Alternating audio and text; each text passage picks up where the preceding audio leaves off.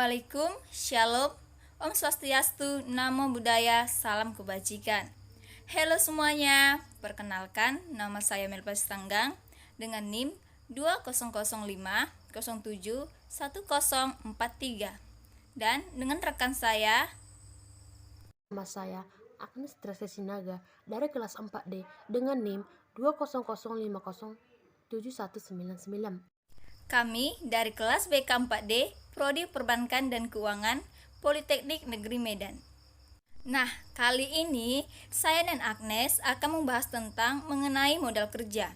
Video ini dibuat untuk memenuhi tugas kelompok mata kuliah manajemen keuangan oleh Ibu Eva Simatupang. Setiap perusahaan selalu membutuhkan modal kerja untuk membelanjai operasinya sehari-hari, misalkan untuk memberikan persekot pembelian bahan mentah, membayar upah buruh, gaji pegawai, dan lain sebagainya, di mana uang atau dana yang telah dikeluarkan itu diharapkan akan dapat kembali lagi masuk dalam perusahaan dalam waktu yang pendek melalui hasil penjualan produksinya. Uang yang masuk yang berasal dari penjualan produk tersebut akan segera dikeluarkan lagi untuk membiayai operasi selanjutnya. Dengan demikian, maka dana tersebut akan terus-menerus berputar setiap periodenya selama hidupnya perusahaan. Apa sih modal kerja? Berikut pengertian modal kerja ialah modal yang digunakan untuk melakukan kegiatan operasi perusahaan. Modal kerja dapat diartikan sebagai investasi yang ditanamkan dalam aktiva lancar atau aktiva jangka pendek, seperti kas, surat berharga, piutang, persediaan, dan aktiva lancar lainnya. Tujuan modal kerja ialah agar suatu bisnis bisa mengelola aset lancar dan utang lancar, sehingga bisa memperoleh modal kerja atau neto yang lebih baik dan menjamin tingkat likuiditas pada suatu bisnis. Tujuan lain dari modal kerja ialah yang pertama, memenuhi laba ataupun rugi suatu bisnis. Yang kedua, memaksimalkan dana dari pemilik saham Arena mempunyai rasio keuangan yang lebih positif. Yang ketiga, mampu menghargai modal kerja agar pembayaran kebutuhan bisa dilakukan secara tepat waktu. Yang keempat, mampu melindungi perusahaan dari terjadinya krisis modal kerja. Konsep modal kerja terbagi menjadi 3. Yang pertama, konsep kuantitatif. Konsep ini menitikberatkan kepada kuantum atau jumlah yang diperlukan untuk mencukupi kebutuhan perusahaan dalam membiayai operasinya yang bersifat rutin, atau menunjukkan jumlah dana atau fund yang tersedia untuk tujuan operasi jangka pendek. Dalam konsep ini, menganggap bahwa modal kerja adalah jumlah aktiva lancar atau gross working capital. Yang kedua, konsep kualitatif. Konsep ini menitikberatkan pada kualitas modal kerja. Dalam konsep ini, pengertian modal kerja adalah kelebihan aktiva lancar terhadap hutang jangka pendek atau net working capital, yaitu jumlah aktiva lancar yang berasal dari pinjaman jangka panjang maupun dari para pemilik perusahaan. Definisi ini bersifat kualitatif karena menunjukkan tersedianya aktiva lancar yang lebih besar daripada hutang lancar. Yang ketiga, konsep fungsional. Konsep ini menitikberatkan pada fungsi dari dana yang dimiliki dalam rangka menghasilkan pendapatan atau laba dari usaha pokok perusahaan. Pada dasarnya, dana-dana yang dimiliki oleh suatu perusahaan seluruhnya akan digunakan untuk menghasilkan laba sesuai dengan usaha pokok perusahaan. Tetapi, tidak semua dana yang digunakan untuk menghasilkan laba periode saat ini atau current income. Ada sebagian dana yang akan digunakan untuk memperoleh atau menghasilkan laba di masa yang akan datang. Manfaat modal kerja. Modal kerja mampu membiayai pengeluaran atau operasi perusahaan sehari-hari. Dengan modal kerja yang cukup, akan membuat perusahaan beroperasi secara ekonomis dan efisien, serta tidak mengalami kesulitan keuangan. Manfaat modal kerja menurut Munawir adalah yang pertama, melindungi perusahaan terhadap krisis modal kerja karena turunnya nilai dari aktiva lancar. Yang kedua, memungkinkan untuk dapat membayar semua kewajiban-kewajiban tepat pada waktunya. Yang ketiga, memungkinkan untuk memiliki persediaan dalam jumlah yang cukup untuk melayani para konsumen. Yang keempat, memungkinkan bagi perusahaan untuk memberikan syarat kredit yang lebih menguntungkan kepada para langganannya. Yang kelima, memungkinkan bagi perusahaan untuk dapat beroperasi dengan lebih efisien karena tidak ada kesulitan untuk memperoleh barang ataupun jasa yang dibutuhkan.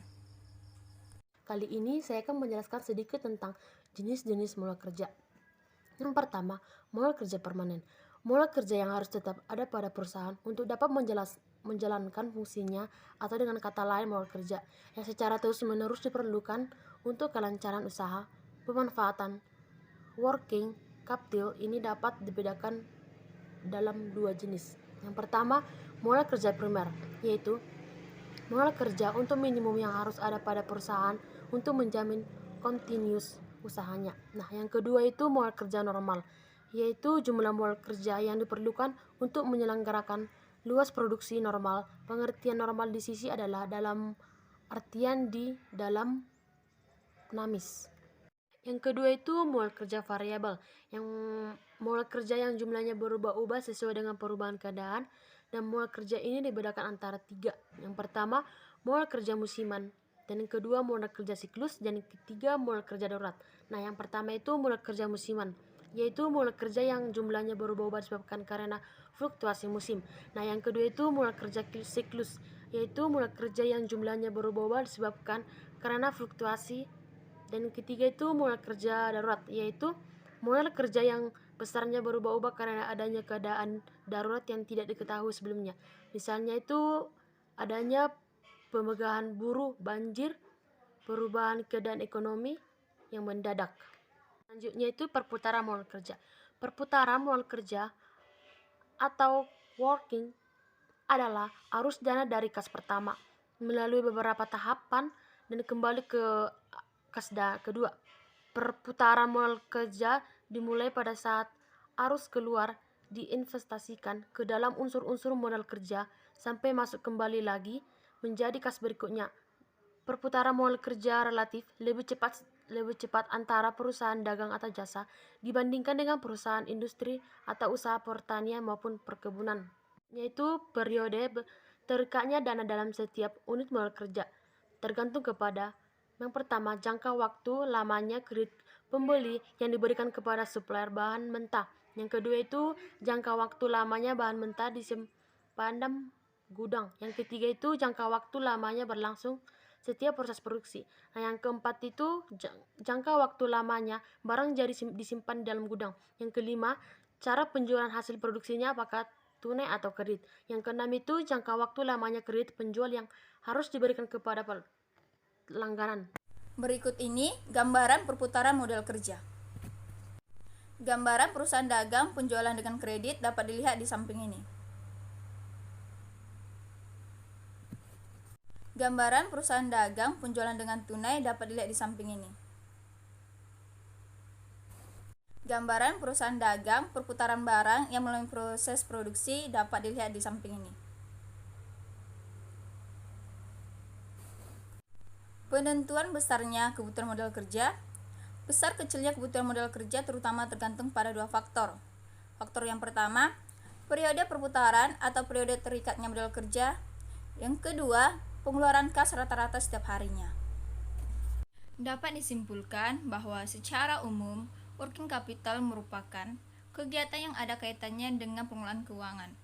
Dalam hal ini, ketersediaan dana yang terdapat dalam instansi perusahaan.